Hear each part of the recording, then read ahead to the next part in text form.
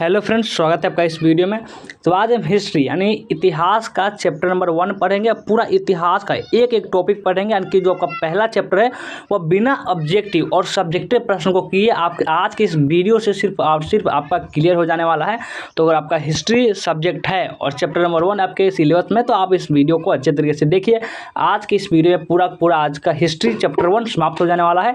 1 shot class होने वाला है। इस तरह सभी चैप्टर 2, चैप्टर 3, चैप्टर 4, चैप्टर 5 सभी का 1 शॉट क्लास लाएंगे और एक एक करके ख़त्म भी हो जाएगा। चलिए देखना स्टार्ट करते हैं कि क्या है इसमें। चलिए उसको देखते हैं।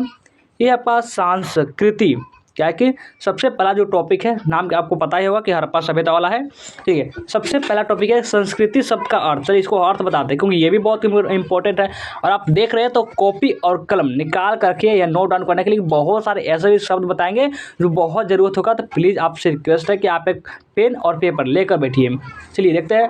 पुरातत्विद संस्कृति शब्द का प्रयोग पुरावन वस्तुओं के ऐसे समूह के लिए करते हैं जो एक विशिष्ट थैली के होते हैं और सामान्यतः एक साथ एक विशेष काल खंड तथा भौगोलिक क्षेत्र से संबंध में पाए जाते हैं। तो ये हुआ संस्कृति शब्द का ये अर्थ हुआ।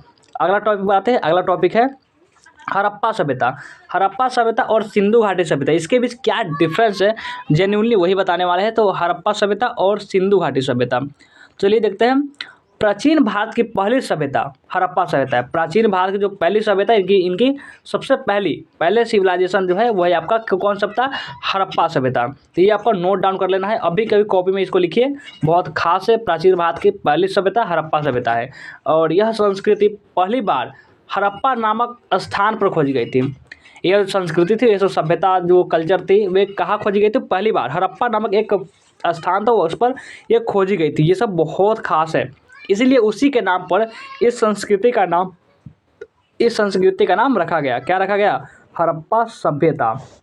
हड़प्पा पाकिस्तान के पंजाब में, हड़प्पा जो है वो पाकिस्तान के पंजाब प्रांत में मोटगोमरी जिले की रावी नदी के बाढ़ तट पर स्थित है। क्या, हड़प्पा कहाँ पे स्थित है, एक बार और देखिए। हड़प्पा पाकिस्तान के पंजाब प्रांत में, कहा है हड़प्पा जो है पाकिस्तान के जो पंजाब का है उसमें प्रांत में मोटगोमरी जिले की रावी नदी के बाएं तट पर स्थित है। लगभग 2600 और लगभग यानी कि ऑलमोस्ट 2600 और 1900 ईसा पूर्व के बीच इसका काल निर्धारण किया गया है। इस सभ्यता को सिंधु घाटी सभ्यता भी कहा जाता है। यानी कि इसको कहा था, तो अब हड़प्पा सभ्यता को ही सिंधु घाटी सभ्यता भी कहा जाता है। बहुत इंपॉर्टेंट टॉपिक है, याद करने वाला टॉपिक है। इसे आप नोट डाउन जरूर कर ले। ये वाला हर पेज में आपको कुछ नोट डाउन आपको करवाएंगे, तो ये तो आपको क्लियर रखिए। तो हड़प्पा सभ्यता को ही सिंधु घाटी सभ्यता कहा जाता है, ये इसको नोट डाउन कर लीजिए। और ये वाला जो कि हड़प्पा जो सभ्यता है वो कहाँ किसके नाम पर पड़ा, तो हड़प्पा एक जगह है उसके नाम पर पड़ा। और ये कहाँ पर है, तो ये याद रखना कि हड़प्पा पाकिस्तान के पंजाब प्रांत के मोटगोमरी जिले की रावी नदी के तट पर स्थित है। ये भी आपको याद रखने वाली बात है। ठीक है, आगे बढ़ते हैं, अगले पेज पर आते हैं। अब देखिए अगला पेज है इनके इस सभ्यता का विस्तार। देखिए इस सभ्यता का विस्तार प्रारंभ में 12,99,600 वर्ग km निर्धारित किया गया था, जो अब 15-20 लाख km के आसपास संभावित है। ये सब बहुत इंपॉर्टेंट के बाद संभावित है। सिंधु सभ्यता के लिए सुझाया गया नाम जो सिंधु सरस्वती संस्कृति एवं सिंधु सभ्यता का एक उपयुक्त नाम जो था वो है हड़प्पा सभ्यता। हड़प्पा सभ्यता लगता है कि थोड़ा सा गड़बड़ है, लेकिन बहुत अच्छा है। और सिंधु सभ्यता में महादेवन एवं विश्वनाथ द्वारा किए गए शोध के आधार पर 2477 अभिलिखित सबूत मिले हैं, जिसकी संख्या लगभग 3000 के आसपास हो गई। कितने, 3000 के आसपास इसकी संख्या हो गई। सिंधु सभ्यता में महादेवन एवं विश्वनाथ द्वारा किए गए शोध के आधार पर कितना, ये सब ईयर भी थोड़ा सा ध्यान रखने वाली बातें हैं। 2467 अभिलिखित सबूत मिले हैं, जिसकी संख्या अब 3000 के और लगभग में हो गई है। अब अगला आपका टॉपिक है कि हड़प्पा जो संस्कृति के काल, सिंधु घाटी सभ्यता, यानी कि हड़प्पा संस्कृति के काल या फिर सिंधु घाटी दोनों बराबर ही बात है। तो हड़प्पा संस्कृति के काल के बारे में बात करते हैं। तो काल है कि 2600 से 1900 ईसा पूर्व। कितने से, या पर ये 2600 से 1900 ईसा पूर्व इसके। और हड़प्पा संस्कृति के भाग यानी चरण, अब चलिए इसके भाग या चरण के बारे में बात करते हैं। ईयर याद रखिएगा 2600 से 1900 ईसा पूर्व। और इसके 3 हड़प्पा संस्कृति के भाग है, तो वो कितने भाग है? 3 भाग है। हड़प्पा संस्कृति के भाग यानी चरण, ये भी याद रखिएगा। पहला चरण है आरंभिक हड़प्पा संस्कृति, दूसरा की विकसित हड़प्पा संस्कृति, तीसरा की परिवर्ती हड़प्पा संस्कृति। याद रखिएगा, पहला क्या है? आरंभिक हड़प्पा संस्कृति, दूसरा विकसित हड़प्पा संस्कृति, तीसरा परिवर्ती हड़प्पा संस्कृति। याद हो जाएगा ना? अरे बिल्कुल याद हो जाएगा, कोई दिक्कत नहीं है। चलिए अगले पेज पर आते हैं।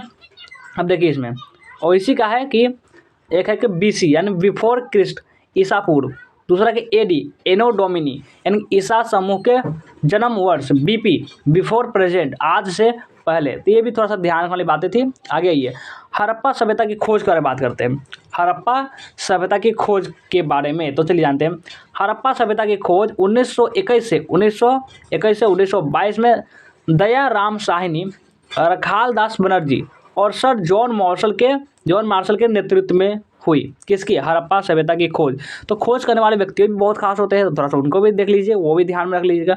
और अगला है कि 1856 में जब कराची और लाहौर के बीच क्या हुआ था? 1856 में जब कराची और लाहौर के बीच पहली बार रेलवे लाइन का निर्माण किया जा रहा था, तो उत्खनन कार्य के दौरान जो उत्खनन कार्य थे, उत्खनन कार्य वो जो हो रहे थे, उत्खनन कार्य जो पहाड़ गिरने वाला होता है, उत्खनन कार्य के दौरान अचानक जो था एक सडनली अचानक हड़प्पा पुरास्थल मिला। यह स्थान आधुनिक समय में पाकिस्तान में है। ये समय जो है ये कहाँ पे है? तो आधुनिक समय में बात करती है पाकिस्तान में है। कौन? हड़प्पा। उन कर्मचारियों ने इसे खंडहर समझ लिया। वो जो उत्खनन तरीके की जगह थी, तो उसे इन लोग जो खोजने वाले थे वो उन्होंने खंडहर समझ लिया कि यार खंडहर वंडर होगा, इस तरह से वो समझ लिया। यहाँ की हजारों 100 नहीं हजारों ईंट उखाड़ कर यहाँ से ले गए और ईंटों का इस्तेमाल रेलवे लाइन बिछाने में किया गया। जो रेलवे का लाइन जो होता है पटरी, उसको बिछाने में किया गया। लेकिन वह यह नहीं जान सके कि यहाँ कोई सभ्यता थी, यानी जिसको हड़प्पा सभ्यता का नाम दिया गया। तो वो जान ही नहीं पाए कि यहाँ कोई सभ्यता भी थी। उस समय जॉन ब्रटन और विलियम ब्रटन दोनों इन्हें एक महत्वपूर्ण सभ्यता होने का संकेत दिया, लेकिन फिर भी कोई उत्खनन नहीं किया गया। क्या कि कोई उत्खनन नहीं किया गया। अब भैया अगला फेज आ गया। अब देखिए 1920 से 21 में माघो स्वरूप वत्स एवं दयाराम साहनी के द्वारा पहली बार क्या किया गया था? 1920 से 21 में माधव स्वरूप वत्स और दयाराम साहनी के द्वारा पहली बार हड़प्पा का उत्खनन किया गया। ठीक है, यानी कि खोज उत्खनन बात देखिए। नेक्स्ट देखिए 1922 में रखाल दास बनर्जी ने मोहनजोदड़ो नामक 1922, ये याद रखिएगा, 1922 में रखाल दास बनर्जी ने मोहनजोदड़ो नामक स्थान का उत्खनन किया, जो कि पाकिस्तान के सिंध क्षेत्र में, पाकिस्तान का जो सिंध क्षेत्र था, पाकिस्तान के सिंध क्षेत्र में लड़काना जिले में सिंधु नदी के दाएं तट पर स्थित है। रखाल दास बनर्जी इस टीले के ऊपर स्थित कुषाण युगीन बौद्ध स्तूप का उत्खनन कर रहे थे। कुछ नोट है जो कि आपको नोट कर लेना चाहिए कि मोहनजोदड़ो का शाब्दिक अर्थ क्या होता है। तो मोहनजोदड़ो का शाब्दिक अर्थ हुआ कि मृतकों का टीला, दूसरा मुर्दों का टीला, तीसरा प्रेतों का टीला, चौथा सिंध बाग, सिंधना नकल स्थान, ये सब होता है। आगे बढ़िए। इन दोनों उत्खनन के बाद सन 1924 में भारतीय पुरातत्व सर्वेक्षण के director general sir John Marshall ने पूरे विश्व के सामने एक नई सभ्यता की खोज की। किसने की? John Marshall. क्या कौन किए थे? तो पुरातत्व सर्वेक्षण के director general sir John Marshall ने पूरे विश्व के सामने एक नई सभ्यता की खोज की घोषणा की। सर जॉन मार्शल ने लंदन वीकली नामक पत्रिका में इसे सिंधु सभ्यता का नाम दिया। क्या दिया? सिंधु सभ्यता का इसे नाम दिया। आगे बढ़ते हैं और आगे देखिए, सिंधु सभ्यता का नाम दिया। अगला हमारा टॉपिक है इसी चैप्टर में, एक टॉपिक को क्लियर कराने वाला है, डरना का बात नहीं है। पूरा कोचिंग क्लास से कोई करने की जरूरत नहीं, एक वीडियो और पूरा एक चैप्टर समाप्त, फिर दूसरा वीडियो आएगा, दूसरा चैप्टर समाप्त, इस प्रकार से कराएंगे। और ऑब्जेक्टिव सब्जेक्ट छोड़ ही दीजिए, ये तो समझिए इसी से आपका कितना ऑब्जेक्टिव लगभग बात करें तो बनाएंगे तो 100-200 तो अभी पड़ जाएगा। ऑब्जेक्टिव सब्जेक्ट सारा का सारा क्लियर हो जाएगा। और हड़प्पा सभ्यता को सिंधु घाटी सभ्यता क्यों कहा जाता है? बहुत प्यारा टॉपिक, क्वेश्चन भी मस्त है, आपके एग्जाम में बहुत बार आया हुआ है कि हड़प्पा सभ्यता को सिंधु घाटी सभ्यता क्यों कहा जाता है। तो कहा तो जाता है भाई, इतना तो फिक्स है। और ऑब्जेक्टिव में आएगा कि हड़प्पा सभ्यता को क्या कहा था, तो ठीक तो मान ही देंगे कि सिंधु घाटी सभ्यता कहते हैं। लेकिन क्यों कहा था हड़प्पा सभ्यता को, तो ये कारण भी बताते हैं। इस सभ्यता को सिंधु घाटी सभ्यता इसलिए कहा जाता है क्योंकि यह सभ्यता सिंधु नदी के घाट के आसपास फैली हुई थी। यानी कि जो हड़प्पा सभ्यता थी वो सिंधु जो नदी की घाटी थी ना, उसके आसपास तक फैली हुई थी। यह इलाका उपजाऊ था। क्या था? यह इलाका उपजाऊ था। हड़प्पा वासी यहाँ पर खेती क्या करते थे? हड़प्पा वासी जो थे यहाँ पर खेती किया करते थे कि सिंधु नदी की घाटी के आसपास वह खेती किया करते थे, इसलिए कहा जाता है इनका। सिंपल सी बात है और समझ में आ गया होगा। और आगे है कि सिंधु सिंधु सभ्यता की लिपि के बारे में बात करते हैं कि सिंधु सभ्यता की जो लिपि थी, लिपि उसके बारे में बात करते हैं। तो सिंधु लिपि को पढ़ने का प्रथम प्रयास 1925 में सिंधु लिपि को पढ़ने का प्रथम प्रयास 1925 में वेडल ने तथा नवीनतम प्रयास नटवर झा, गणपत सिंह ढानिया, राजा राम ने की थी। लेकिन बात है कि बट अभी तक सिंधु लिपि को प्रमाणित रूप से पढ़ा नहीं जा सकता। अब आप पढ़ेंगे चाहेंगे तो पढ़ ही नहीं पाएंगे, इतना टफ है कि। नेक्स्ट, लिपि के सबसे ज़्यादा अक्षर मोहनजोदड़ो से, लिपि का सबसे ज़्यादा जो अक्षर था वो मोहनजोदड़ो से तथा दूसरे नंबर पर हड़प्पा से मिले थे। लिपि से ज़्यादा जो अक्षर कहाँ से मिले थे, तो मोहनजोदड़ो से तथा दूसरे नंबर पर हड़प्पा से मिले थे। लिपि के सबसे बड़े अक्षर धोलावीरा से मिले, जिन्हें नोटिस बोर्ड का प्रतीक माना गया।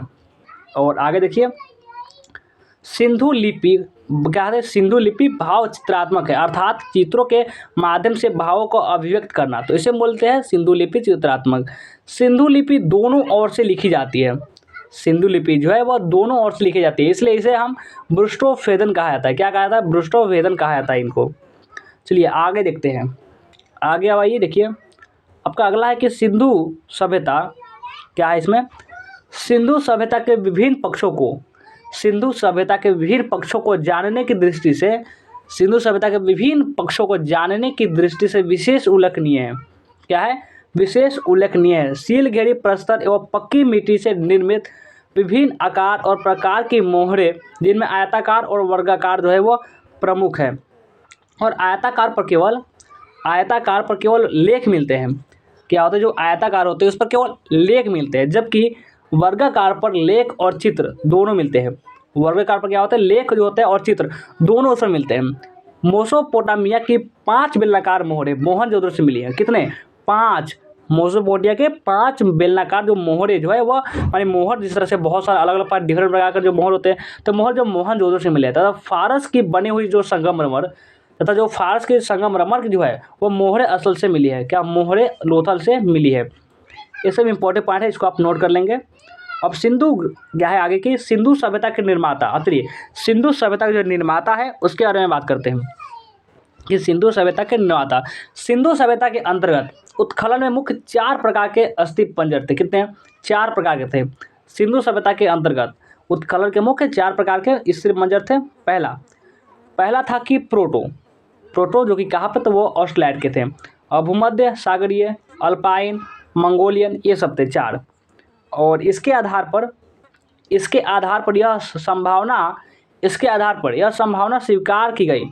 इसके निर्माण में मिश्रित प्रजातियों के लोगों का स्थान था। वैसे तो इनका संस्थापक द्रविड़ा को माना गया, जो बाद में दक्षिण भारत में पलायन कर गए। तो ये था, इसको थोड़ा सा नोट कर लेंगे, ये आपका सब्जेक्ट ही लिखने में बहुत काम आएगा। चलिए आगे बढ़ते हैं, अगले पेज पर आ चुके हैं। अगला हमारा टॉपिक क्या है? अगला हमारा टॉपिक है सिंधु सभ्यता के प्रमुख विशेषता। आखिर सिंधु सभ्यता की प्रमुख विशेषता क्या क्या थी? तो चलिए जानते हैं सिंधु सभ्यता की क्या क्या विशेषता थी। इसकी विशेषता कांस्य युगीन सभ्यता थी। पहला जो बहुत खास थी तो कांस्य युगीन सभ्यता। दूसरा, भारतीय इतिहास में प्रथम नगरीय क्रांति का प्रतीक, जिसकी पुष्टि उत्खनन से प्राप्त की गई महत्वपूर्ण नगरों के अवशेषों से होती है। क्या होती है? महत्वपूर्ण नगर, बहुत इंपॉर्टेंट नगर। हमारे यहाँ तो नगर वैसे है, ऐसा वैसा नगर तो मिल ही नहीं सकता। जो पहले का जो नगर था वो आज का नगर में बहुत फर्क है। व्यापार एवं वाणिज्यिक गतिविधियों में महत्व, इम्पोर्टेंस। और अगला, जीवन के प्रति शांतिवादी दृष्टिकोण। उत्खनन में तो उत्खनन में न तो हथियार औजार न ही रक्षात्मक हथियार जैसे कि ढाल कवच आदि। पहले क्या करता था, पहले ढाल ले लिया, तो एक भाला ले लिया, स्पेयर कवच आ गया, उससे लड़ने निकल जाते थे। और वो वो हाथी बैठ के लड़ते थे, यानी कि इतने इतने ज़्यादा कि बेवकूफ़ थे कि हाथी पर मान लीजिए कोई धनुष बांध दिया, अगली बार मार दिया तो खत्म ऊपर ही। लेकिन आज के क्या है, आज वैसा नहीं चलता है, आज तो सब छुप गोरिल्ला युद्ध। हमारे शिवाजी के काल, शिवाजी बहुत समझदार आदमी थे। गोरिल्ला युद्ध यानी कि छुप कर कैसे भी दुश्मन को मारना है तो मारना है, एकदम कृष्ण की तरह। जीवन के प्रति समिष्टवादी दृष्टिकोण यानी कि इसकी पृष्ठि मोहनजोदड़ो के विशाल स्नान घर, धोलीवीरा एवं जूनीकरण से प्राप्त स्टेडियम, जूनीकरण एवं मोहनजोदड़ो से प्राप्त वह सभा भवन। आगे देखिए, सैंधववासी लोग लोहे से परिचित नहीं थे। कौन से वासी?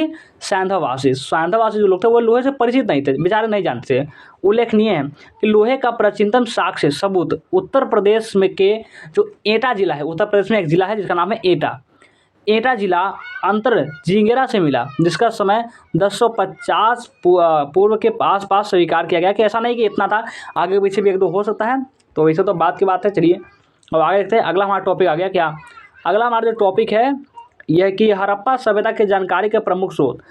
हड़प्पा सभ्यता का जो जानकारी है, इन्फॉर्मेशन, उसके प्रमुख स्रोत की बात करें। चलिए देखते हैं प्रमुख स्रोत कौन कौन है। पहला कि आवास, दूसरा मृदि भांड, तीसरा आभूषण, चौथा औजार और मुहरे, इमारतें और खुदाई से मिले सिक्के, ये सब। और देखिए हड़प्पा सभ्यता के प्रमुख स्थल, हड़प्पा सभ्यता के कुछ स्थल वर्तमान में पाकिस्तान में है। हड़प्पा सभ्यता के जो प्रमुख स्थल में कुछ जो है वो पाकिस्तान में है और बाकी स्थल भारत में है। तो एक बार और रिपीट करते हैं कि हड़प्पा सभ्यता के कुछ स्थल वर्तमान में कहाँ है, वह पाकिस्तान में, और बाकी स्थल वह भारत में। ऐसा कौन कहा है, चलिए उसको हम जानते हैं। पहला है नागेश्वर। पहला क्या है, हड़प्पा सभ्यता के कुछ स्थल वर्तमान में, यानी कि कुछ स्थल जो है, नागेश्वर है वो कहाँ है, पहले नागेश्वर है वो गुजरात में है, और बालाकोट यह पाकिस्तान में है, चूहनजोदड़ो ये भी पाकिस्तान में है, कोट दीजा ये भी पाकिस्तान में है, धोलीवीरा ये गुजरात में, हमारे भारत के अंडर में ही है। और अगला जो लोथल भी गुजरात में है, और एक कालीबंगन ये भी राजस्थान में है, बनावली हरियाणा में है, राखीगढ़ ये हरियाणा में, यानी कि ये सब जितने भी आप सुने वो सब भारत में ही है, और पाकिस्तान का नाम तो हम लिख ही दिए हुए हैं। अगला टॉपिक देखिए, अगला जो टॉपिक है यह कि हड़प्पा सभ्यता में नगर नियोजन तथा वास्तुकला। हड़प्पा सभ्यता में नगर नियोजन तथा वास्तुकला, तो इसको चलिए जानते हैं। पहला जो है नगर योजना, दूसरा है कि भवन निर्माण, तीसरा है कि सार्वजनिक भवन, चौथा है विशाल स्नानघर, पांचवा कि अन्न भंडार। ये सब आपको याद रखिएगा। 6 है कहा कि जल विकास प्रणाली, ये 6 का 6 कॉपी में अभी तुरंत इसी वक्त नोट डाउन कर लिए फटाफट से। अगर आप हमें सुन पा रहे हैं तो इसे नोट डाउन तो कर ही लीजिए प्लीज़। आप देखते हैं कि हड़प्पा सभ्यता की नगर योजना बस्तियाँ, हड़प्पा सभ्यता की नगर योजना बस्तियाँ, इसका बारे में पढ़ते हैं। हड़प्पा सभ्यता की बस्तियाँ 2 भागों में विभाजित है। हड़प्पा सभ्यता की जो बस्तियाँ है वो कितने भागों में, 2 भागों में विभाजित है। कौन कौन? तो पहला है वह दुर्ग, कितने भागों में, 2 भागों में। पहला है दुर्ग, ये कच्ची ईंटों की चबूतरे पर बनी होती है। दुर्ग जो है वह कच्ची ईंटों की चबूतरे पर बनी होती है। दुर्ग को दीवारों से घेरा गया था। दुर्ग पर बनी संरचनाओं का प्रयोग संभवतः विशिष्ट सार्वजनिक प्रयोग के लिए किया जाता था। और दूसरा है कि निचला शहर। दूसरा क्या है, निचला शहर आवासीय भवनों के उदाहरण प्रस्तुत करता है। जो भी निचला शहर का नाम आप सुन रहे हैं वो आवासीय भवनों के जो उदाहरण है उसको प्रस्तुत करता है। निचला शहर भी दीवार से घेरा गया था। इसके अतिरिक्त कई भवनों को ऊंचे चबूतरों पर बनाया गया था जो नींव की कार्य करते थे। क्या करते थे? जो कि नींव यानी बहुत मजबूत थे, नींव की कार्य करते थे। कितने महान काम करते थे वे। और आगे देखिए हमारा अगला टॉपिक क्या है, चलिए उसे देखते हैं। हमारा अगला जो टॉपिक है वो है कि हड़प्पा सभ्यता की सड़कों और गलियों की विशेषताएं। हड़प्पा सभ्यता जो सड़क थे और गलियाँ थी, अब इसकी क्या स्पेशलिस्ट थी, इसकी क्या विशेषताएं थी, चलिए हम उसको पढ़ते हैं। समकोण पर एक दूसरे को काटते हुए सीधी रेखा सड़कें, दूसरे को काटते हुए, जैसे ना एक सड़क होता है उसमें दूसरा गुजरा हुआ है तो उसे बोलते हैं कि एक दूसरे को काटते हुए, यानी कि पीछे पीछे चल रहे हैं सड़क, तो उसे बोलते हैं एक दूसरे को काटते हुए। समकोण पर एक, जिसके कारण पूरा नगर क्षेत्र विभिन्न आयताकार, जिसके कारण जो पूरा हड़प्पा सभ्यता पूरा जो नगर क्षेत्र था और पूरा नगर क्षेत्र विभिन्न आयताकार एवं खंडों में विभक्त हो गया, जिसे जाल पदार्थी, ऑक्सफोर्ड पदार्थी, चेस बोर्ड पदार्थी कहते हैं। क्या कहते हैं? चेस बोर्ड पदार्थी। मान लीजिए अगर आपका एग्जाम में आता है कि चेस बोर्ड पदार्थी क्या कहते हैं, तो आप समझ लेंगे ना कि दो सड़क होती है जो बीच बीच में काटती है, तो वो सगर नगर जो होता है वो बहुत सुंदर दिखता है, तो इसे बोलते हैं चेस बोर्ड पदार्थी। सिंपल सा क्वेश्चन है, इतना तो आप कर लेंगे। नहीं कर पाए तो महामूर्ख है आप, कर ही लेंगे। सड़कों को निर्माण मिट्टी से किया जाता है, ये सभी लोग जानते हैं कि लिखने का जरूरत है। देखिए अब नोट कुछ है, नोट में कुछ हम लिखे हुए तो कुछ जरूरी ही होगा। बनावली में सड़कों पर गाड़ी के पहियों के निशान मिले हैं एवं सड़क को पक्की करने के प्रयास भी साक्ष्य कालीबंगा से मिले हैं। चलिए आगे देखते हैं। सड़क के किनारे सड़क के किनारे किनारे पानी निकासी के लिए, सड़क किनारे बात करें तो किनारे जो है पानी निकासी के लिए नालियाँ बनी होती है। क्या होती है? सड़क किनारे पानी जो निकासी करने के लिए एक नालियाँ बनी होती है। नालियों को ढकने की जो व्यवसाय होती है ना, कि नालियों को ढकना है, नालियों को ढकने का जो व्यवसाय होती है वो नालियों को फर्श से ढका जाता है। क्या किया जाता है? नालियों को फर्श से ढका जाता है। नालियों में थोड़ी दूर पर शोषक क्रीप होता है जिससे गंदगी रुकता है, जिसमें गंदगी रुकती है। पक्की ईंटों का प्रयोग बहुत अधिक मात्रा में किया जाता है। पक्की ईंटों का ही प्रयोग करना चाहिए ज़्यादातर। हम कहें नहीं तो बहुत सारे आजकल ज़्यादातर देखो लोग बीमार पड़े तो यही गंदी चीज़ों को, नाली वाली है उसको ढंग से बनाया नहीं है तो उसको कम से कम इतना सफाई पर तो इतना ध्यान देना चाहिए। अगर इतने हो जाए तो आदमी समझ लीजिए कि मरने से कुछ बच जाए। अब क्या करें, पॉपुलेशन भी तो घटा रही है, ऐसे अरबों में पॉपुलेशन बहुत ज़्यादा बढ़ रही है, तो इसलिए थोड़ा कम भी तो करनी है। इसलिए कुछ ना कुछ गवर्नमेंट को तो कदम उठाना ही पड़ता है। समझ रहे बात को? आगे ये अब अगला टॉपिक पर देखिए। अगला जो टॉपिक है ये क्या है? ये क्या? हड़प्पा सभ्यता में भवन निर्माण। यहाँ तक इसकी विशेषताएं पढ़ लिए, सड़कों की विशेषता पढ़ लिए। अब हड़प्पा सभ्यता में जो भवन निर्माण है, चलिए इसके बारे में पढ़ते हैं कि हड़प्पा सभ्यता भवन निर्माण के बारे में। हड़प्पा सभ्यता में माकोनों की योजना, हड़प्पा सभ्यता में माकोनों की योजना आगमन पर आधारित थी, जिसमें शौचालय, स्नान घर, रसोई घर, शयन कक्ष आदि के अतिरिक्त दो अन्य कमरे भी मिले हैं। यानी कि जो बहुत सारे अधिक बहुत ज़्यादा 100-200 के बहुत प्रकार के जो कमरे हैं वो मिले हैं मजबूती के लिए नींव निर्माण की जाती थी। यानी बहुत ज़्यादा मजबूत बनने के लिए नींव की निर्माण की जाती थी। सड़कों के किनारे मकान बने थे जिनमें सुविधा, हवा सफाई, प्रकाश की पूर्ण व्यवस्था की गई थी। पूर्ण व्यवस्था की गई थी। मकान जमीन से ऊंचाई पर बनाए जाते थे। जो ये मकान है कि ज़्यादा घर देखते बिल्डिंग विल्डिंग जो होते थे वो ज़मीन से ऊंचाई पर बनाए जाते थे ताकि पानी जब बाढ़ हो रहा है ना तब पानी उसमें घुसे ना, इसलिए ज़्यादातर बनाए जाते थे। आज भी देखोगे ज़्यादातर पहले क्या करें गाँव में, पहले लोग मिट्टी से बहुत ज़्यादा मिट्टी डालेंगे, मिट्टी बहुत ऊँच हो गई और उसमें मकान बनाएंगे ताकि पानी सब पे आए तो वो पानी चढ़ जाए। उसके बगल वाला देखेंगे उसमें नहीं, अच्छा उतने पर बनाए और वो से ऊपर क्या करेंगे, वो माटी भरेंगे और फिर उस पर घर बनाएंगे। तो वो हुआ यानी कि दोनों अपने अपने क्या कर रहे हैं, घर को ऊँच कर रहे हैं, यानी कि ऊँची ज़मीन करके तब उसमें मकान खड़ा कर रहे हैं। तो यही बात थी कि मकान ज़मीन से ऊंचाई पर बनाए जाते थे। मकानों के दरवाजे सड़कों की ओर खुले रहते थे। जैसे कि आप भी अगर गांव में रहते होंगे तो देखेंगे कि जो दरवाजा होता है वो सड़क साइड खुलता है। दरवाजा खोले, दो सड़क पर जा रहे हैं, दिख रहा है पूरा दिख रहा है पूरा टोटल, यानी कि ऐसा लग रहा है कि वो टीवी जैसे दिख रहा है पूरा, यानी कि सीधे दरवाजा खोले सड़क पर। या तो लोग के दरवाजे इसी प्रकार से होते हैं, इसमें कोई कहने वाली बात नहीं है। मकानों के प्रवेश द्वार मुख्य मार्ग की अपेक्षा गली की ओर खुले होते हैं। मकानों में जो प्रवेश द्वार थे मुख्य मार्ग की अपेक्षा, जो मकानों में जो प्रवेश करने वाला जो द्वार होते हैं ना, द्वार वो मुख्य मार्ग की अपेक्षा गली की ओर खुलते थे, जिसके कारण बाहरी हलचल, शोरगुल एवं प्रदूषण से सुरक्षित रहा होगा। और सड़कों के किनारे बात करें तो किनारे पानी की निकासी के लिए, किनारे जो थी वो पानी के निकासी के लिए नालियाँ बनी होती थी। नालियों को ढकने की जो व्यवस्था थी ना, कि नालियों को ढकना है, नालियों को ढकने की व्यवस्था वह होती थी, लेकिन उतने भी उस पर काम नहीं किया। अगर उतना काम किया तो बहुत आगे पहुँच गया होता। नालियों को ये काम है, नालियों को फर्श से ढका जाता था। क्या किया जाता था? नालियों को फर्श से ढका जाता था। नालियों में थोड़ी थोड़ी दूर पर शोषक कूप लगे रहते थे जिनमें गंदगी रुकी रहती थी। पक्की ईंटों का प्रयोग बहुत अधिक मात्रा में किया था, जैसे कि हमने इसके बारे में पहले भी डिस्कशन कर चुके हैं। और आगे देखिए कि हड़प्पा सभ्यता में सार्वजनिक भवन, हड़प्पा सभ्यता में सार्वजनिक भवन का बात करें, सिंधु घाटी सभ्यता के 2 भागों में विभाजित किया गया है। सिंधु घाटी सभ्यता जो है वो दो भागों में विभाजित किया है, 2 टाइप्स में डिवाइड किया गया है। जिसके ऊपरी हिस्से में सार्वजनिक भवन व ऊपरी हिस्से में क्या है, सार्वजनिक भवन, और निचले हिस्से में व्यक्तिगत आवास बने हुए थे। अब चलिए देखते हैं उत्खनन में सार्वजनिक या राजकीय भवनों के अवशेष मिले हैं। उत्खनन क्या मिले हैं? सार्वजनिक और राजकीय भवनों के अवशेष, कुछ बचा हुआ भाग वो सब मिला है। एक अवशेष जो है वो मोहनजोदड़ो से मिला है। क्या मिला? अच्छा हाँ, मोहनजोदड़ो से भी एक अवशेष मिला है जो 70 मीटर लंबा, कितना 70 मीटर लंबा और 24 मीटर चौड़ा है। यह स्मारक इस काल की संपन्नता का परिचयक है। यहाँ पर 71 मीटर, कितने, यहाँ पर जो है वो 71 मीटर लंबा व इतना ही चौड़ा एक वर्गाकार कक्ष का अवशेष प्राप्त हुआ है, जिसमें 20 जो है वो स्तंभ है। क्या है, 20 जो है वो इसमें स्तंभ है। और एक अनुमान के अनुसार, अगर हम एक अनुमान लगाएं, एक अनुमान के अनुसार इस भवन का उपयोग, अगर हम एक अनुमान के ही आधार पर बात करें तो एक अनुमान के अनुसार इस भवन का जो उपयोग है वो आपसी विचार विमर्श, आपसे यानी वो मीटिंग जो होता है ना, जो कि 4 लोग 5 लोग बैठते हैं और मीटिंग कर रहे हैं, तो उस मीटिंग जो होता है कि एक अनुमान के अनुसार इस भवन का उपयोग आपसी विचार विमर्श, धार्मिक आयोजन, सामाजिक आयोजन के लिए किया जाता होगा। ऐसा लगता है, ऐसा नहीं कि ऐसा हुआ होगा, हम आपको अंदाज से बता रहे हैं। हड़प्पा सभ्यता में विशाल स्नानघर, यानी इसका हम बात करते हैं कि हड़प्पा सभ्यता में विशाल जो स्नान नगर थे उसके बारे में। तो स्नान नगर का जलाशय किले में स्थित था। स्नान नगर का जो जलाशय था वो कहाँ स्थित था, किले में स्थित था। 11.88 मीटर लंबा, 7.0 मीटर चौड़ा, 2.40 मीटर अधिक गहरा, इसके तल पर सीढ़ियाँ बनी हुई है।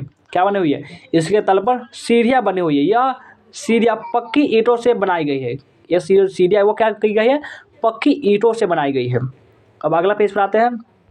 अगला पेज इसी में है कि स्नान कूड़ के क्या है कि स्नान कूड़ के चारों ओर कमरे बने हुए हैं।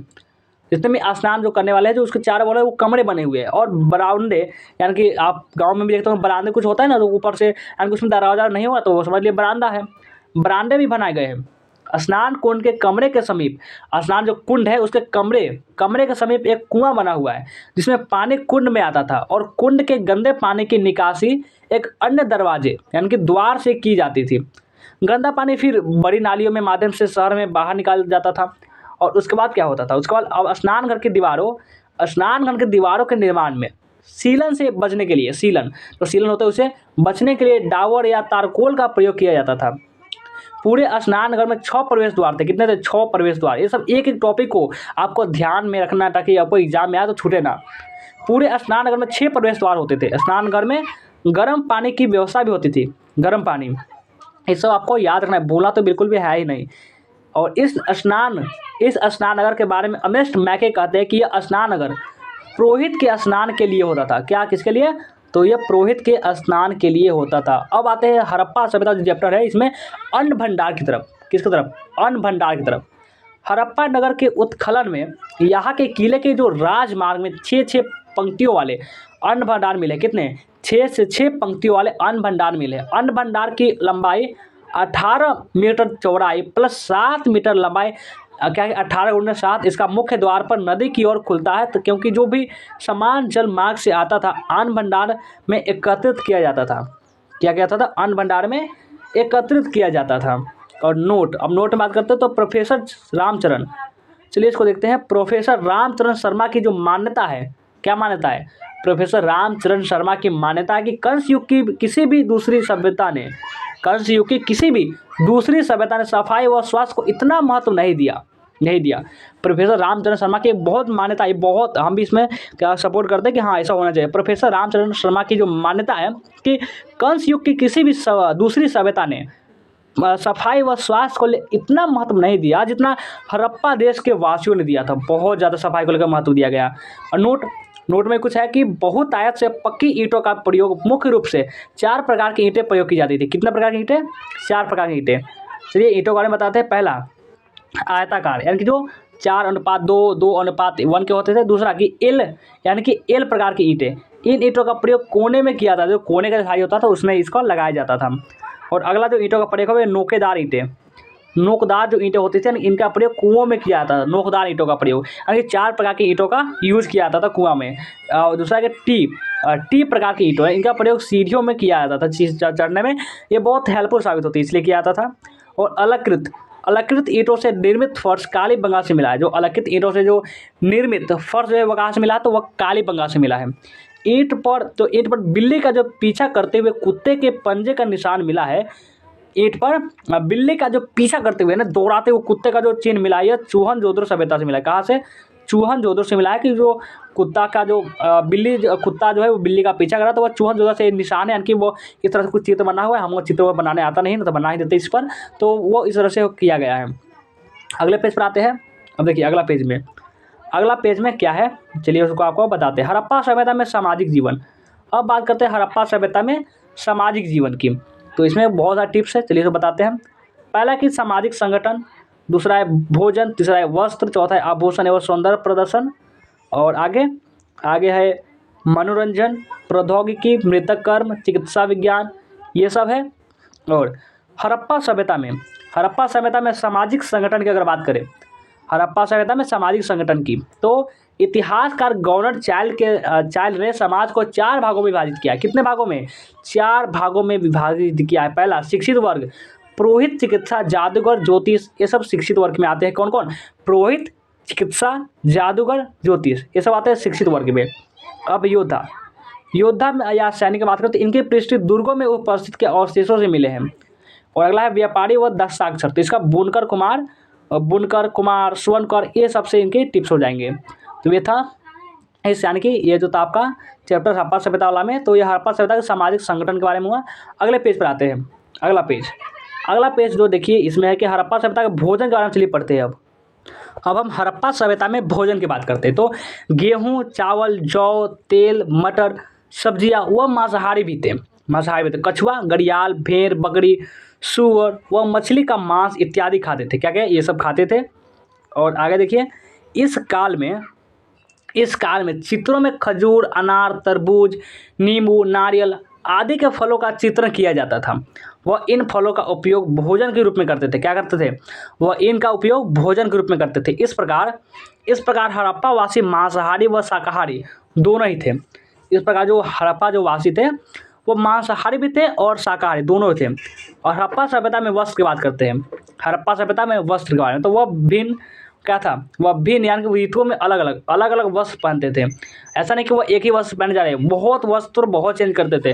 महिला और पुरुष के वस्त्रों में भिन्नता पाई जाती थी। बहुत डिफरेंस, तो बहुत ज़्यादा डिफरेंस था। महिला जैसे कि आज भी, ऐसा नहीं कि आज बहुत सेम है, आज बहुत अलग है। पुरुषों में धोती पगड़ी, पुरुषों में क्या पहनते थे? पुरुष धोती पगड़ी, दसाले, कुर्ता, एवं महिलाएं में घाघरा में साड़ी पहनती थी। ये सब महिलाएं पहना करती थी। और अगला पेज पर आइए। अगला जो पेज है इसमें कि हड़प्पा सभ्यता में आभूषण एवं सौंदर्य। हड़प्पा सभ्यता में आभूषण एवं सौंदर्य के बारे में चलिए पढ़ते हैं। सौंदर्य प्रसाधन के बारे में। स्त्री व पुरुष दोनों ही आभूषण पहनते थे। हड़प्पा सभ्यता में क्या करते थे?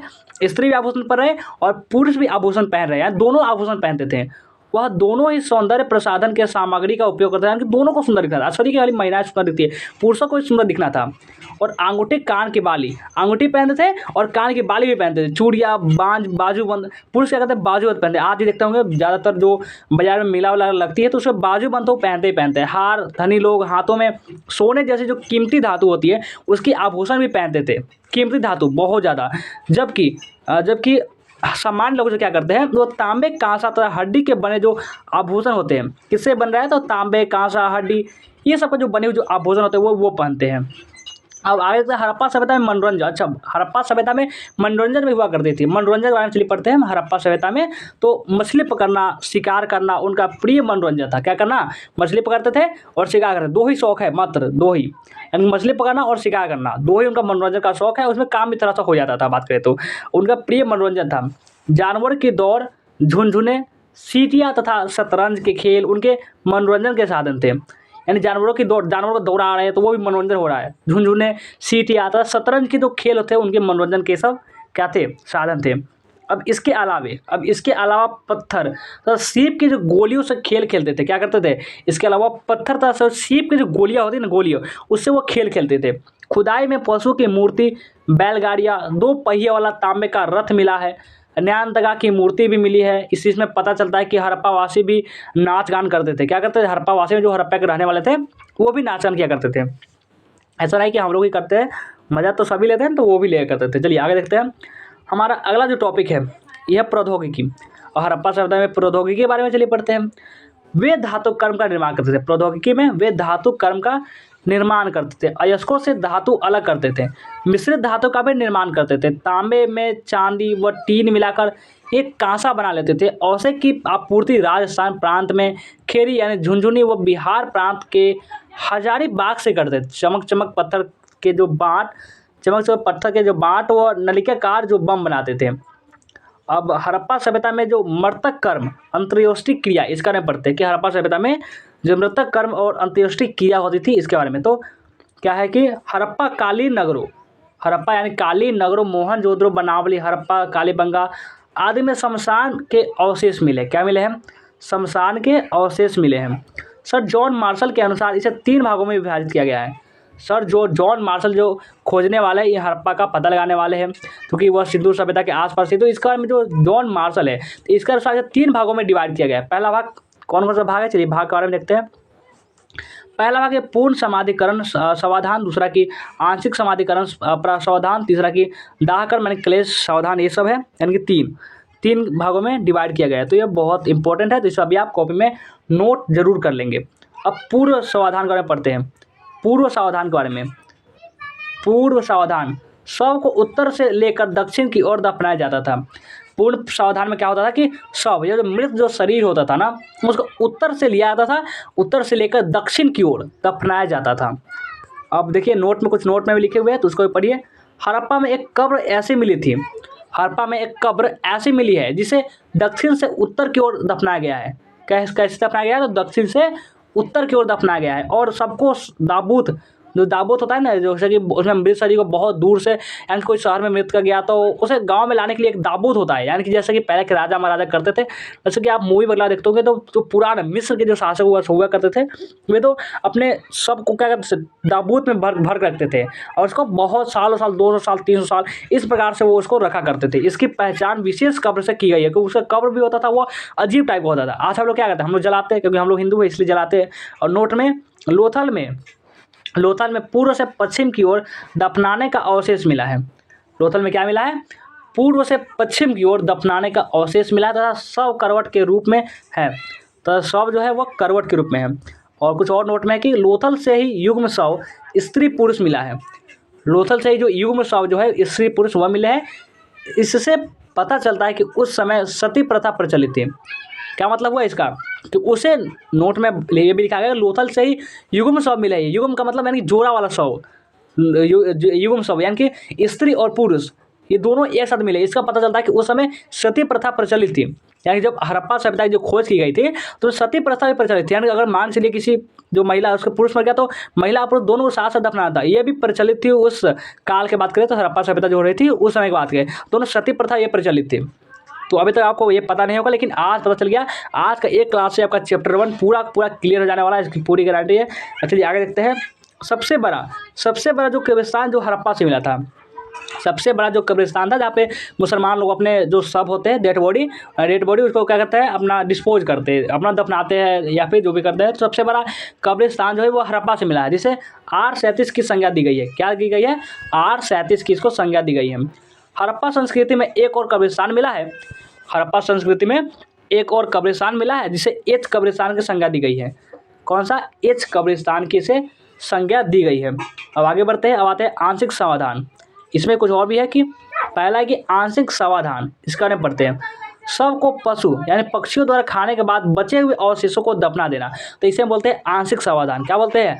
आंशिक समाधान है कि कुछ छोटा, मतलब बचा हुआ कुछ समाधान। यानी पहले जो शरीर होता है, बहुत बार ऐसा होता है, हमारे समाज में तो ऐसा नहीं होता, लेकिन बहुत जगह होता है कि सबका जो पशु पक्षियों द्वारा पहले जो मृत शरीर हो गया तो उसको हम पशु पक्षियों के हवाले कर दिया, खाओ तुम लोग। और जब वो खा लिए, जो हिस्सा बच गया उसको हम लोग दफनाने थे, तो इसे हम बोलते हैं आंशिक समाधान। और दूसरा जो था वो क्लेश समाधान। क्लेश समाधान यानी दाह कर्म, क्लेश समाधान, जिसे कि हम लोग दाह कर्म भी इसे हम बोलते हैं। दाह के पश्चात बचे हुए अवशेष को, यानी कि दाह हम लोग को आग के हवाले कर देते थे। दाह के पश्चात बचे हुए अवशेषों को किसी कलश या मंजूसा बर्तन में रखकर दफना देना, तो ये भी होता था। यानी बहुत प्रकार का डेड बॉडी को डिस्पोजल किया जाता था। और आगे देखते हैं। और इसमें कि हड़प्पा सभ्यता में चिकित्सा विज्ञान। अब हम पढ़ते हैं हड़प्पा सभ्यता में चिकित्सा विज्ञान के बारे में। तो जड़ी बूटी, फल, वृक्ष के पत्ते, विशिष्ट प्रजाति के वृक्षों के फूल, रस का सेवन करते थे। हिरणों के जो सींगों से तो इसे चूर्ण बनाया जाता था। जो हिरण होते थे तो हिरणों के सींगों से चूर्ण बनाया जाता था। समुद्र में फेन झाग से भी औषधि बनाई जाती थी। शिलाजीत भी पाई जाती थी। तो ये सब थे। और हड़प्पा सभ्यता में आर्थिक जीवन। अब आते हैं हड़प्पा सभ्यता में आर्थिक जीवन थी उसके बारे में। हड़प्पा सभ्यता में आर्थिक जीवन, तो पहला कृषि, पशुपालन, दो तो बता दिए, तीसरा व्यापार, चौथा कुटीर उद्योग। अब देखिए अगला क्या है, पांचवा। तो पांचवा की माप तेल के बांट। तो ये चारों जो है ना बहुत इंपॉर्टेंट है हड़प्पा सभ्यता के आर्थिक जीवन की जो 5 है। पहला क्या है?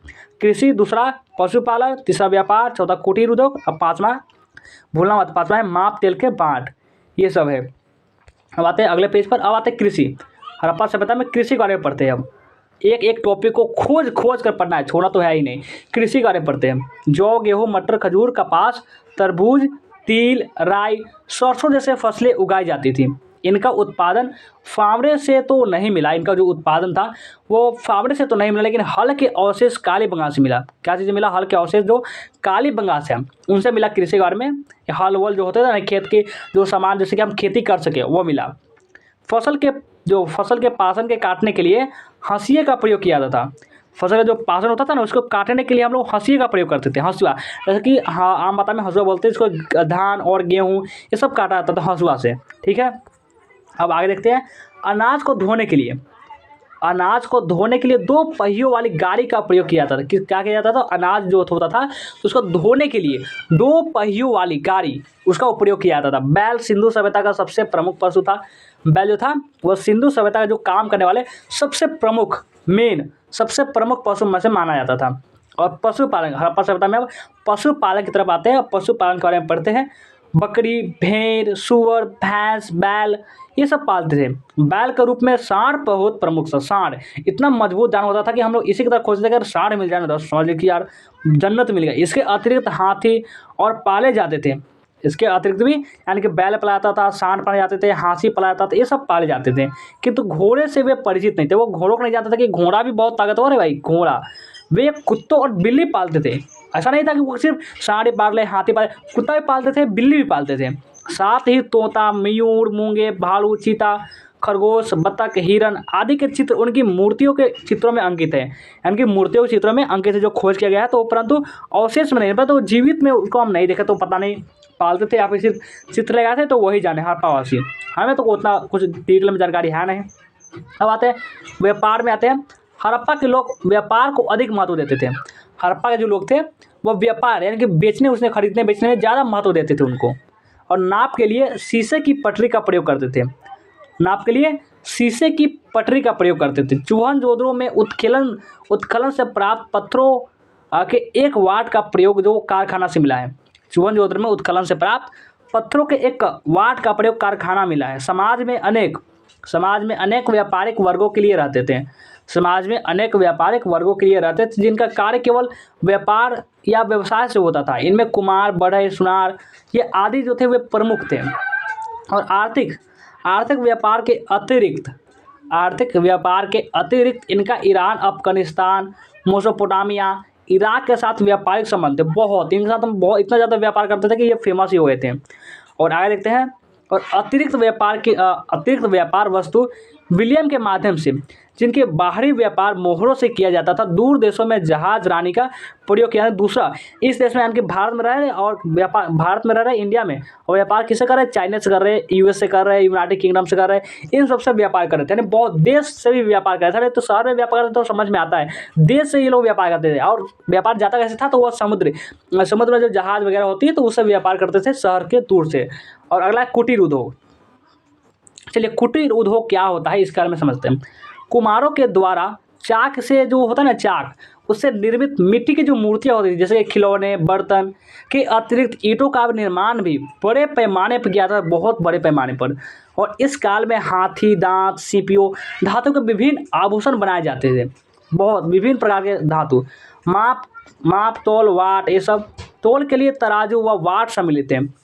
माप तौल वाट, और तौल के लिए जो क्या था? तरबूज, और वो वाट जो होते वो सम्मिलित थे। चिकने पत्थर से वाट का निर्माण किया था। चट नामक पत्थर से वाट का निर्माण किया जाता था।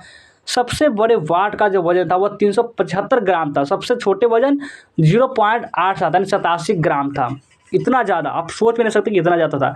अब आते हैं हड़प्पा सभ्यता में धार्मिक जीवन के बारे में, कि हड़प्पा सभ्यता में धार्मिक जीवन कब शुरू हुआ था। धार्मिक तो वह थे भी, लेकिन आपको पता नहीं होगा, लेकिन आपसे पता होगा कि हड़प्पा सभ्यता में धार्मिक जीवन भी था। तो ये धार्मिक जीवन कब शुरुआत हो गया था, क्या क्या इसके चरण थे, इसका हम जानते हैं। तो था मातृ देवी की उपासना, शिव या परम पुरुष की आराधना, वृक्ष और पशु राजा, लिंग पूजा, ये सब हुआ करता था हड़प्पा सभ्यता में। आगे आते हैं। ये देखिए मातृ देवी की पूजा या उपासना, इसका पढ़ते हैं। मातृ देवी की पूजा या उपासना। इसके आने पढ़ते तो हड़प्पा संस्कृति में मंदिरों का अभाव था। क्या था? हड़प्पा संस्कृति में मंदिरों का बहुत अभाव था। मंदिर तो एक तरह से थे ही नहीं। उत्खनन में ऐसा कोई भवन प्राप्त नहीं हुआ जिसे देवालय की संज्ञा दी जा सके। हड़प्पा संस्कृति में मंदिरों का इतना अभाव था कि उत्खनन में ऐसा कोई भवन ही प्राप्त नहीं हुआ जिसे देवालय कहा जाए कि हाँ देवों का देवालय कहा ही नहीं जा सका। इस काल में मिट्टी तथा धातु की अनेक नग्न नारी की मूर्तियां मिली। बहुत बहुत घृणा वाली बात है कि इस काल जो था ना, इसमें मिट्टी की बनाई हुई थी, मिट्टी तथा धातु ने सोना बना के बनाई हुई थी, अनेक नग्न स्थिति में नारी की मूर्तियां मिली गई थी उसमें। तो इस तरह से देखा गया था। और मात्र देवी के अनेक चित्र ताबीजों से मिट्टी के बर्तनों में तथा मोहरों में अंकित है। इसमें यह पता चलता है कि यहाँ पर मात्र देवी की उपासना की जाती थी। ऐसा कुछ हम लोग देखे नहीं है, हम लोग अंदाज लगा रहे हैं कि हाँ वे लोग ऐसा ऐसा करते होंगे या फिर करते थे। कुछ नोट में चलिए कुछ नोट में इसको पढ़ते हैं। प्रो एस त्रिपाठी की मान्यता है कि पूजा के क्षेत्र में सर्वाधिक प्रतिष्ठा मात्र शक्ति की थी, जिसकी आराधना प्राचीन काल से ईरान से लेकर इंडियन सागर तक के सारे देश में होते थे। पूरे सारे देश में जिसकी आराधना प्राचीन काल से ईरान से लेकर इंडियन सागर तक के सारे देश में होते थे। मात्र देवी सृष्टि की उत्पत्ति व वनस्पति के फैलाव में देवी का योगदान स्वीकार किया गया है। और आगे बढ़ते हैं। और इसमें देखिए अगला पेज में कि मात्र देवी विशिष्ट की उत्पत्ति व वनस्पति के फैलाव, इसके बारे में पढ़ते हैं। क्या है कि मात्र देवी की सृष्टि की उत्पत्ति और वनस्पति के जो फैलाव में देवी का जो क्या कंट्रीब्यूशन था, क्या योगदान था, उसको स्वीकार किया गया है। और इस समय मात्र देवी को प्रसन्न करने के लिए, यानी कि खुश करने के लिए, प्रसन्न करने के लिए हमें कुछ उससे वरदान मांगना होता है, क्या करते हैं हम देखो प्रसन्न कर दे। तो इस समय मात्र देवी को प्रसन्न करने के लिए बलि प्रथा, यानी कि दूसरों को बलि प्रथा का प्रचलन था। दूसरों को हम बलि देते थे, जो कि सबसे बेकार काम है। पूजा, आराधना, नृत्य, संगीत बलि देकर की जाती थी। पूजा भी किया जाता था, आराधना भी की जाती थी, नृत्य, संगीत ये सब बलि देकर की जाती थी। इस काल में मंदिरों के अवशेष नहीं मिले हैं। मंदिर तो मिला ही नहीं, मंदिरों का बहुत अभाव है। मंदिर भी रखना चाहिए था हड़प्पावासियों को, लेकिन ऐसा बहुत मूर्ख थे हम। तो मंदिर तो बहुत जरूरी है, बिना मंदिर क्या देवता क्या मात्र ये सब। शिव या परम पुरुष की उपासना, इसके बारे में भी किया था हड़प्पा सभ्यता में। ऐसा पता लगा है कि शिव या परम पुरुष की उपासना में की जाती थी। उत्खनन में अनेक मौके को एक ऐसी मुद्रा मिली जिसमें पुरुष के चित्र में सिर के दोनों ओर सिंह है, जिसमें जो शेर है उसके दोनों ओर सिंह है। इस योगी के 3 मुख है। कितने मुख है? 3 मुख है। 7वां गंभीर मुद्रा में है। इसके बाएं ओर जंगली भैंसा और गेंडा, जबकि दाएं ओर शेर और हाथी है। दाएं ओर क्या है? शेर है और हाथी है। सामने हिरन है। इस ध्यान मग्न योगी के सिर पर ऊपर 5 शब्द लिखे गए। क्या लिखे गए? 5 शब्द लिखे गए जिन्हें अब तक पढ़ा नहीं जा सका है। 5 शब्द लिखे गए जिसे अब तक पढ़ा ही नहीं जा सका है। ऐसा शब्द है कि परम पुरुष के रूप में पशुपति शिव की आराधना, परम पुरुष विशिष्ट श्रेष्ठ पुरुष के रूप में पशुपति शिव की आराधना। और आगे वृक्ष और पशु पूजा। हड़प्पा सभ्यता में यह भी प्रचलित था कि वृक्ष और पशु पूजा के बारे में अनेक मोहरों पर पीपल तथा उनकी पत्तियों के चित्रों का अंकन है, जिसमें ऐसा लगता है कि वह लोग वृक्ष पूजा के अंतर्गत क्या करते थे। उन लोग वृक्ष पूजा के अंतर्गत पीपल की पूजा करते थे। वर्तमान में भी पीपल की वृक्ष पूजा की जाती है। ऐसा नहीं कि अभी भी पीपल की बहुत सारे देखेंगे समाज में, तो पीपल की जो वृक्ष होती है उसका पूजा की जाती है। इनके अतिरिक्त अनेक मोहरों पर सांड और बैल चित्रित अंकित है।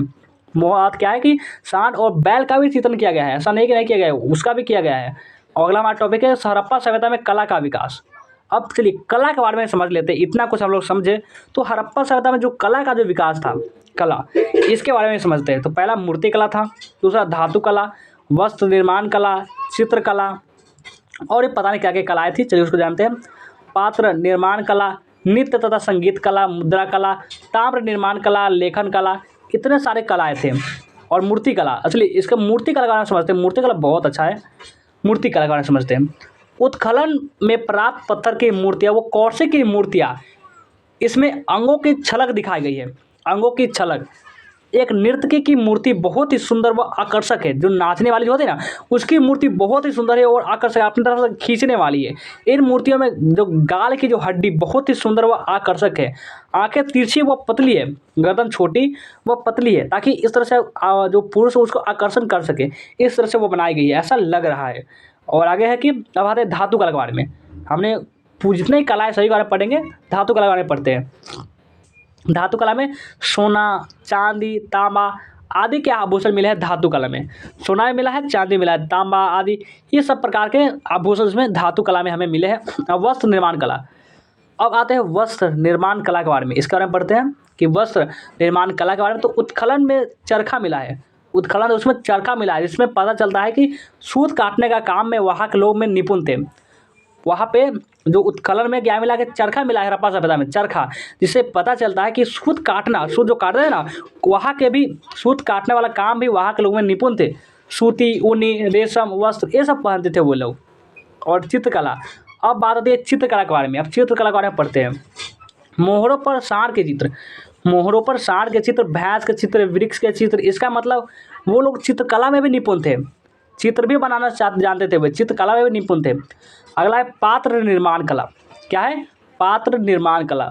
मिट्टी के पात्र बनाने में, मिट्टी के पात्र बनाने में पानी भरने के लिए तरह तरह के घड़े, अनाज रखने के लिए छोटे अनेक प्रकार के भांड, मिट्टी के खिलौने, इसका मतलब वो पात्र निर्माण कला में भी निपुण थे। वो पात्र यानी कि बर्तन वर्तन भी वो बनाना जानते थे। अब नृत्य तथा संगीत कला की बात करते हैं। नृत्य तथा संगीत कला के बारे में, नृत्यांगना की मूर्ति मिली है, जो नृत्य करने वाली होती है ना उसे बोलते हैं नृत्यांगना, तो उसकी भी मूर्ति मिली है। पात्रों पर तलवे तथा ढोलक के चित्र मिलते हैं। नृत्यांगना की मूर्ति मिली है, जो पात्रों पर जो तलवे तथा तो ढोलक, जो ढोलक बजाते हैं तो नृत्यांगना नाचती है, तो उसका भी चित्र मिला है। मिला है तो ठीक है। अगला अगला पेज पर आते हैं। अब आते हैं मुद्रा कला के बारे में पढ़ते हैं। मुद्रा कला, यही बहुत अच्छा कला है मुद्रा कला। चलिए मुद्रा कला के बारे में जानते हैं। उत्खनन में भिन्न भिन्न प्रकार के पत्थरों, धातुओं तथा हाथी दांतों, मिट्टी की 600 मोहरें मिली। कितनी? 600 मोहरें मिली है, जिन पर एक और पशुओं का चित्र है और दूसरी ओर लेख मिले हैं। क्या है? दूसरी ओर लेख मिले हैं। अब आते हैं ताम्र निर्माण कला के बारे में। किस बारे में? ताम्र निर्माण कला के बारे में।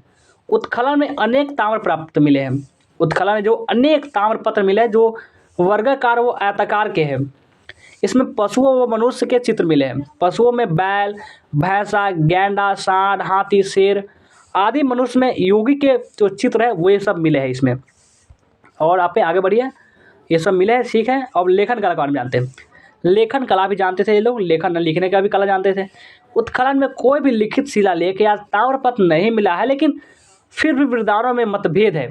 क्या है? वृदानों में मतभेद है। लिपि में एक बारे में यह लिपि चित्रात्मक थी तथा दाएं के बाएं, इसे दाएं दोनों की ओर लिखी जाती थी।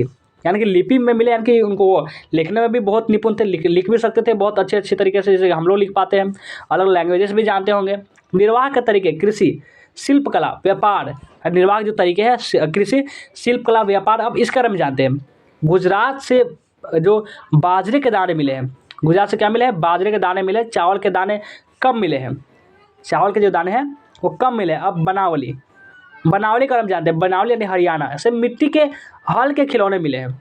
अब कालीबंगा नामक सभ्यता से जूते हुए खेत का साक्ष्य मिला। इस खेत में जो हल रेखाओं के द्वारा एक दूसरे को समकोण पर काटते हुए दिखाया गया है। क्या दिखाया गया? एक दूसरे को काटते हुए दिखाया गया है। इससे यह पता चलता है कि एक साथ जो फैसले उगाए, सॉरी फैसले नहीं, एक साथ दो फसलें उगाई जाती थी, तभी तो वो एक दूसरे को वो काटते थे। यह भी इससे स्पष्ट होता है। और अधिकांश हड़प्पा स्थल अर्ध शुष्क क्षेत्रों में स्थित है, जहाँ के लिए सिंचाई की आवश्यकता पड़ती होगी।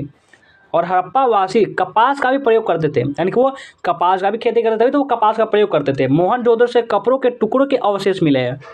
मोहनजोदड़ो से कपड़ों के टुकड़े उसके भी अवशेष मिले हैं। अब बात आती है विलासिता की खोज के बारे में, कि विलासिता क्या थी, इसकी खोज किया गया था या नहीं किया गया था। तो विलासिता की खोज करने पड़ते हैं। फयांस, घिसी हुई रेत अथवा बालू तथा रंग और चिपचिपे पदार्थ के मिश्रण को पकाकर बनाया गया पदार्थ के छोटे पात्र संभवतः कीमती थे, क्योंकि इन्हें बनाना कठिन था। तो ये था विलासिता की खोज के बारे में। अब आगे बढ़ते हैं और देखिए, सुगंधित पदार्थों के रूप में बने लघु पात्र मोहनजोदड़ो और हड़प्पा से मिले हैं।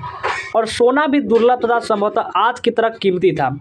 हड़प्पा स्थलों से मिले सभी स्वर्ण भूषण संचयों से वे प्राप्त हुए हैं। और आगे देखिए, अब मोहरों का आदान प्रदान। आप देखते हैं मोहर जो थे उसका आदान प्रदान के बारे में। सिंधु सभ्यता की मोहरें जो थी ऊर, सुमेर, कृष, उमा, तेलुरमार, बहरीन आदि से मिली है, मोहरे का आदान प्रदान के बारे में। और मोसोपोटामिया के जो मोहरे हैं वह मोहनजोदड़ो तथा फारस की मोहरे लोथल से मिली है। वस्तु की आदान प्रदान की पृष्ठि और जॉन मार्शल का मोहनजोदड़ो से एक ऐसी मोहर मिली है जिस पर एक व्यक्ति को बाघ से लड़ते हुए दिखाया गया है। जॉन मार्शल को जो मोहनजोदड़ो है उसे एक ऐसी मोहर मिली है जिस पर एक व्यक्ति जो है वो बाघ से लड़ते हुए दिखाया गया कि वो इतने बलशाली को बाघ से लड़ गए, इतने बलशाली। जॉन मार्शल के अनुसार यह विचार बेबीलोनिया के महाकाव्य गिलमिरोस से लिया गया है। कहाँ से लिया गया है? बेबीलोनिया के महाकाव्य जो है गिलमिमेस, वहाँ से लिया गया है। लोथल से प्राप्त गोलीबारा के अवशेष मोहर पर जहाज का चित्र तथा मिट्टी के जहाज का नमूना था। और आगे बढ़ते हैं। अब आगे देखिए, अब आते हैं मृत्यु भांड के बारे में पढ़ते हैं। मृत्यु भांड क्या था इसके बारे में पढ़ते हैं। कुछ तो बहुत पावरफुल ही चीज़ था तभी तो इसमें दिया गया है। तो चलिए मृत्यु भांड के बारे में पढ़ते हैं। मृदु भांड के बारे में पढ़ते हैं। यहाँ के मृदु भांड मुख्यतः जो लला चिकनी मिट्टी से निर्मित है, जिन पर काले रंग का चित्रण है, मुख्यतः ज्यामितीय चित्रण है। और इसमें देखिए लोथल से एक ऐसा मृदु भांड मिला है जिस पर चित्रित चित्र का जो समीकरण है वह पंचतंत्र की कहानी चालक लोमड़ी से किया गया है। किससे किया गया है? लोमड़ी से। और इसमें हड़प्पा से प्राप्त एक मृदु भांड पर मानव और बच्चे का चित्र मिला है। डिजाइनदार मृदु भांड से मिले हैं जिसमें अलग अलग रंगों का भी प्रयोग किया गया है। इनको सजावट के लिए प्रयोग किया जाता है। क्या किया जाता है? इनको सजावट के लिए प्रयोग किया जाता है। अब आता है कलात्मक अवशेष के बारे में। हड़प्पा से प्राप्त काले पत्थर से निर्मित नृत्य की जो मूर्ति है वह नटराज नृत्य की मुद्रा में है, यानी कि नाचने वाचने वाला की मुद्रा में है। और हड़प्पा से भी प्राप्त शिवहिनी मानव की मूर्ति, मोहनजोदड़ो से प्राप्त शिवहिनी मानव मूर्ति, मोहनजोदड़ो से प्राप्त कांस्य नृत्य की, ये सब की मूर्तियाँ अभी मिली हैं। और आगे देखते हैं। अब आते हैं हम हड़प्पा लिपि की विशेषता के बारे में कि हड़प्पा लिपि की क्या विशेषता है। हड़प्पा लिपि की विशेषता, यह लिपि दाएं से बाएं ओर लिखी जाती है। क्या? दाएं से बाएं ओर लिखी जाती है। और यह लिपि चित्रात्मक लिपि थी। इस लिपि में 375 से 400 चिन्ह थे। और इसमें इस लिपि को आज तक कोई समझ नहीं पाएगा क्या लिपि है। हमारे देवनागरी लिपि समझ में आती है लेकिन ये लिपि नहीं, एक रहस्यमय लिपि है। यह भी इसकी खासियत है, विशेषता है। इसी के कारण हड़प्पा सभ्यता के बारे में हमें ज़्यादा जानकारी नहीं मिल सकी, क्योंकि इसका हड़प्पा की लिपि को आज तक वृद्धांश समझ नहीं पाएगा। समझ जाते तो पूरा हड़प्पा सभ्यता राज रहता ही नहीं। सभी जान जाते कि हड़प्पा सभ्यता क्या है। हड़प्पा सभ्यता की शिल्पकला के बारे में जानते हैं। हड़प्पा सभ्यता जो शिल्पकला हुआ करती थी उसके बारे में। शिल्प कार्य का अर्थ होता है कि शिल्प से जुड़े कार्य करना। शिल्प का कार्य का क्या अर्थ है? कि शिल्प से जुड़े हुए कुछ न कुछ कार्य करना, जैसे कि मनके बनाना, शंख की कटाई करना, धातु से जुड़े काम करना, मोहरे बनाना, बाट बनाना, ये सब है। और आगे देखिए चूहनदरो की ऐसी जगह थी जहाँ के लोग लगभग पूरी तरह से शिल्प उत्पादन के कार्य करते थे। और अगला पेज पर आते हैं। शिल्प उत्पादन के कार्य करते थे और चूहनदरो के कुछ ऐसी चीज़ें मिली है, चूहनदरो में कुछ ऐसी चीज़ें भी मिली है जिससे पता लगता है कि यहाँ पर शिल्प उत्पादन बड़े पैमाने पर होता था। हड़प्पाई मोहरें काफ़ी मात्रा में पाई गई हैं। हड़प्पाई लोग कांसे का प्रयोग करते थे। कांसा जो था वह तांबा और टीन को मिलाकर बनाई गई एक मिश्र धातु थी। क्या थी? एक मिश्र धातु थी। हड़प्पा सभ्यता में मनके कैसे बनाए जाते थे? अब बात आती है कि हड़प्पा सभ्यता में जो मनके थे वो कैसे बनाए जाते थे। मनके जो था वह सेलखड़ी नामक पत्थर से बनाए जाते थे। मनके कॉर्नेलियस नामक पत्थर से भी बनाए जाते थे। मनके जैस्पर नमक अस्तर से भी बनाए जाते थे। यानी इतने ज़्यादा तो वो बनाने की प्रक्रिया के बारे में बता रहे हैं। मनके तांबे के भी बनाए जाते थे। मनके जो थे वो तांबा उसका भी बनाए जाते थे। मनके सोने के भी बनाए जाते थे। बहुत सारे तरीके थे बनाने के। मनके कांसे के भी बनाए जाते थे। और इन मनकों का प्रयोग जो मालाओं के लिए किया जाता था, यह बहुत सुंदर होते थे, बहुत सुंदर, इतने सुंदर कि आकर्षण कर लेने वाले। मनके हड़प्पा सभ्यता की एक प्रमुख सभ्यता है। और अगला पेज पर आइए। और आते हैं हम कॉर्निगम के बारे में। कॉर्निगम के बारे में पढ़ते हैं कि कॉर्निगम आखिर क्या था। तो कॉर्निगम भारतीय पुरातत्व सर्वेक्षण विभाग का पहला डायरेक्टर जनरल था। अलेक्जेंडर कॉर्निगम को भारतीय पुरातत्व का जनक भी कहा जाता है। इतने महान व्यक्ति थे। कॉर्निगम ने 19वीं शताब्दी के मध्य में पुरातात्विक खनन आरंभ किया। यह लिखित स्रोत का प्रयोग अधिक पसंद करते थे, यानी जो लिखने वाले थे ये ज़्यादा पसंद उस पर करते थे। अब कॉर्निगम का जो कुछ भ्रम था उसके बारे में पढ़ते हैं। कॉर्निगम ने अपने सर्वेक्षण के दौरान मिले अभिलेखों का संग्रहण पर लेखन तथा अनुवाद भी किया था। और हड़प्पा वस्तुएं 19वीं शताब्दी में कभी कभी मिलती थी और कॉर्निगम तक पहुंची भी। एक अंग्रेज ने कॉर्निगम को हड़प्पा में पाई गई एक मुहर दी। और इसमें देखिए कि अलेक्जेंडर कर्निगम को एक अंग्रेज अधिकारी ने जब हड़प्पाई मुहर दिखाई तो कर्निगम यह नहीं समझ पाया कि ये मुहर कितनी पुरानी थी। कर्निगम ने उस मुहर को एक कालखंड से जोड़कर बताया जिसके बारे में उन्हें जानकारी थी। तो ये हुआ। और अगला पेज पर आते हैं। अब वे उसके महत्व को समझ नहीं पाए कि वह मुहर कितनी प्राचीन थी, कितनी पुरानी थी। कर्निगम ने ऐसा सोचा कि मुहर भारतीय इतिहास का प्रारंभ गंगा घाटी में पहले शहरों से संबंधित है, जबकि यह मुहर गंगा घाटी के शहरों से भी पहले की थी, यानी कि वो जो गंगा घाटी थी उससे भी वो पहले की थी। अब हड़प्पा सभ्यता की पतन के क्या क्या कारण थे, देखिए पूरा होने पड़ा हड़प्पा सभ्यता और इसका पतन के बारे में पढ़ते हैं। जलवायु परिवर्तन, प्राकृतिक आपदा, भूकंप, ये सब जो था इसके पतन के कारण थे। अकाल, महामारी, बाहरी आक्रमण, आर्य जाति के आक्रमण, वनों की कटाई, ये सब थे। और भी नदियों का सूखना, नदियों का मार्ग बदल जाना, बाढ़ों का आना, दामोदर, कोसी, महानदी, बाढ़ की प्रसिद्ध नदी, तो इन सब का कारण भी था। तो आज हमने पूरा हड़प्पा सभ्यता जो चैप्टर 1 था पूरा का पूरा खत्म कर दिया। कैसा लगा आप हमें कमेंट करके जरूर बताएंगे। और लाइक नहीं किया हो तो लाइक भी कर लेंगे, जल्दी से फटाफट से लाइक कर लेंगे, लाइक करके शेयर करेंगे, फटाफट से शेयर करिए। जो भी नए बच्चे होंगे इस चैनल को सब्सक्राइब भी कर लेंगे।